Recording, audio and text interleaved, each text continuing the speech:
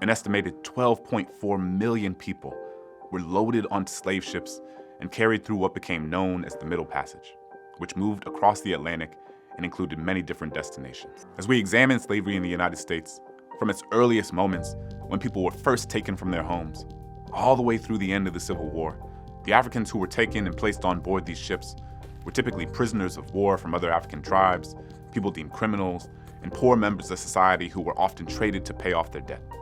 Which is to say, many captured Africans were sold to Europeans by other Africans for a range of different goods. Sometimes, when people think about Black history, they think only of slavery and oppression.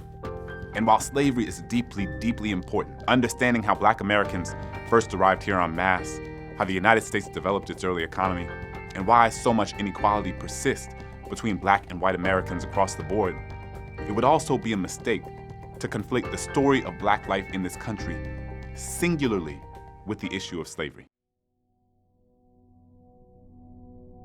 The United States of America. But are we? The United States is considered the greatest, most powerful country in the world. But is it? Are we united? Or are we divided? And how can we be the greatest country in the world when that power is reserved only for a certain few? Well, let's take a look at how this country began, shall we?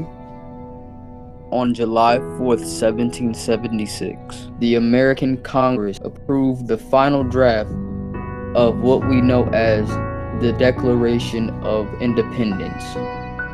It was signed into law on August 2nd, 1776 by the Founding Fathers.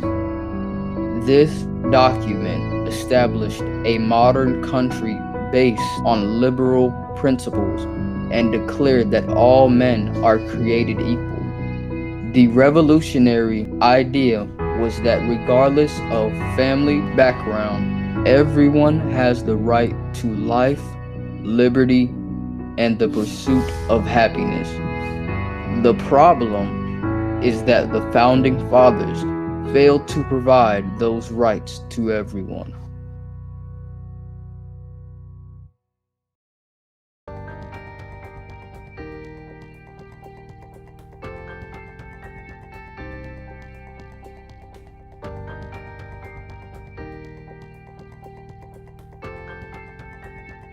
MLK, Malcolm X was the leaders.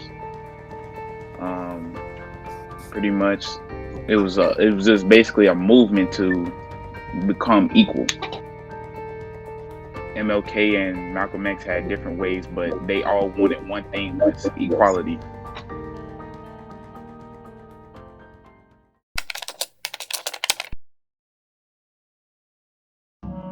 I don't have any trouble admitting that I'm a racist. I think it's absurd to try to fight with that. I grew up in this society. I was conditioned by it. I think internally in my psyche I have grounded and rooted those attitudes, and I see it in me all the time. I mean, I'm always dealing with it. I don't think that makes me a bad person.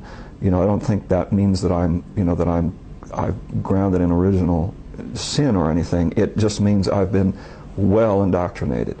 But it does also call me to do something about it. I consider myself somebody who does racist things and acts on the racism I have within me because of the context of the world in which I grew up and live in. For me, individually, is to recognize and acknowledge that I have the power of race in me, and that I'm going to be, I don't believe I'll ever have a time when I look at anybody and don't see their racial classification first. Oh, I hate to admit it, but I still have thoughts that I'm smarter than some black people just because of skin color. I mean, I'm sorry, but that still crosses my mind. Stereotypes will pop in my head just like everybody else, you know. When I see somebody, a stereotype will pop up, and then I have to say, no, you know, that's a prejudice. When I'm in a classroom of students, I'll tend to look at the white students more than I'll look at the black students, and when I realized I was doing that, I was shocked. And I tried immediately to begin to train myself to stop doing that. And it was astonishingly difficult. There was something about a natural tendency to look at white faces in a way that I did not have the same natural tendency to look at black faces. And I think that's a kind of an ingrained, inborn racism. Things I can't do while black. I can't wear a hoodie. I can't go to the store. I can't shop. I can't sell CDs. I can't sell cigarettes. I can't play in the parks. I can't play loud music. I can't get a traffic ticket. I can't drive. I can't take the train. I can't go to my own party. I can't celebrate New Year's. I can't live. I can't jog. I can't breathe. I can't sleep in my own home. I can't relax in my own home. I can't be safe in police custody. I just can't while black. What's good? My name is Charity Croft. You know what's super annoying? When we as black people try to talk to white people about their privilege. We'd be like, hey friend, I know that you're not a racist, murdering slave owner, but you still do benefit from a historical system of white supremacy that has put your people at the top and my people at the bottom. And then they respond like, no, bro, my nigga, I'm the furthest thing from privilege. And racism is basically over. I'm struggling just like you. And in all honesty, if you guys would just like focus on building up your families and stop, selling drugs, you'd be better off. Of course, this is a response completely rooted in privilege, and only someone that is totally unaffected by racism can say something as crazy as racism is basically over. Maybe this story will help you understand white privilege a little bit better. That's Carlette Duffy. She wanted to refinance her home, so she had it appraised. Market value for her home was $187,000, but the first appraisal came in at $125,000, and the second appraisal came in at $110,000, and she couldn't figure out why they were coming in so low. So for a third appraisal, she contacted the appraiser only through email and removed photos of herself from her home and anything else that may identify her as black. She told the appraiser she would be out of town and that her brother would meet him there. She had a white friend meet the appraiser as her brother. The third appraisal came in at $259,000, more than double the other two. You see, in America in 2021, to give her home value, Carlette Duffy had to remove herself from it. And if that isn't everything you need to know about the progress we've made, then I don't know how to help you. You said if you I told you that you Now, serious question. If that was a black kid acting that way to a white cop, how would that have turned out?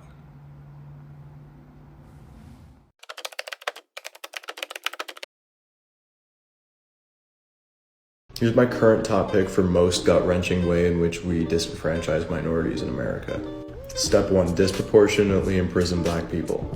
Step 2, relocate black prisoners into prisons in rural white districts. Step 3, legally change their residency to the district that they're imprisoned in. Step 4, count them in the population census for that district.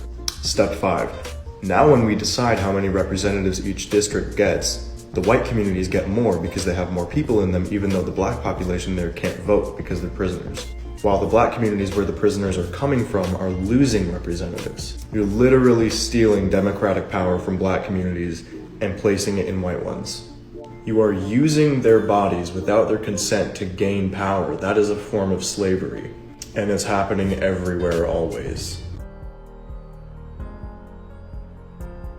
Me personally, I feel like this shouldn't be going on. Simply because it's like we're all equal. We're all human beings. We all bleed the same. We just should all cooperate as humans. Like it shouldn't. This is like really unnecessary. Me and my friends we was out in the city and we got stopped by the cops. Simply because we're black young kids, and how we was dressed appropriately, but we still was stopped by white cops simply because we're black. So they was basically checking us, seeing what we were doing, even though we didn't do nothing at all. We paid for the stuff that we already bought. We showed them receipts. They just stopping us for apparently no reason.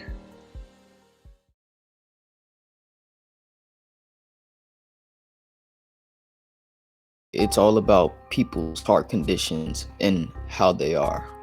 I feel like some people, they can have a change of heart, but like most people, they just stay hateful because that's all they know. So I feel like you really can't do that, and you can't get rid of racism because there's always going to be prejudice.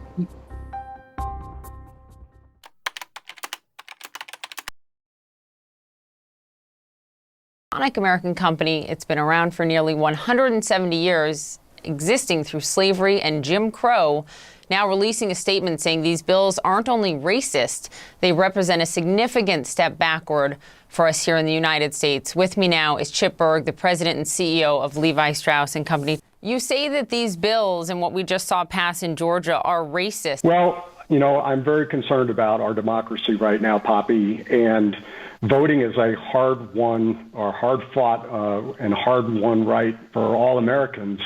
And I think what we're seeing is a backlash to the record voter turnout in 2020 and the baseless false narrative of voter fraud. And these moves in the 47 states that are considering these legislations and the legislation that just passed in Georgia are trying to restrict voters' access to the polls, and it is disproportionately hurting Black and brown communities. So we've got a broad range of stakeholders, and I really do believe, and especially at Levi's, that I've got a platform, and we are committed to making change. This company has been around for 180 years, and a big part of the reason I believe we've been around for 180 years is we've not been afraid to take a position on issues that are really, really important, and not been afraid to stick our neck out on these tough issues.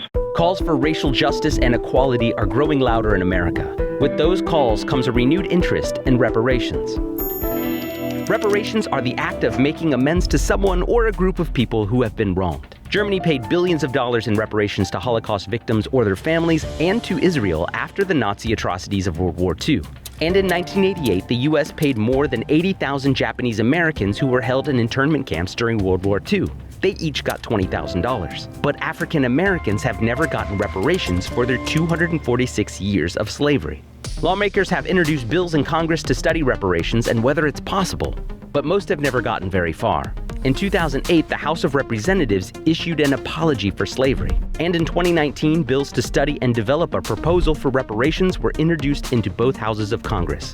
But the legislation languished. Recently, there's been renewed interest, like the Harriet Tubman Community Investment Act, which the Maryland General Assembly is considering. The Brookings Institution says it could be a possible blueprint to what reparations could look like for Black Americans. Under this act, the descendants of slaves in Maryland could receive the following repayments. Tracing the descendants of slaves will be one major challenge. Unlike victims of the Holocaust and Japanese internment camps, there are not a lot of paper trails for the descendants of slavery. The census didn't count Black Americans until 1870, and unlike immigrant groups who have their history documented at Ellis Island, there's no central historical database for the descendants of slaves. When we talk about dismantling the police department or defunding the police department, or as I prefer, reimagining public safety, does that mean we are not going to have a police department tomorrow? No. It's not dismantling safety. It is recentering community justice and the public health approach and building our systems of safety from there.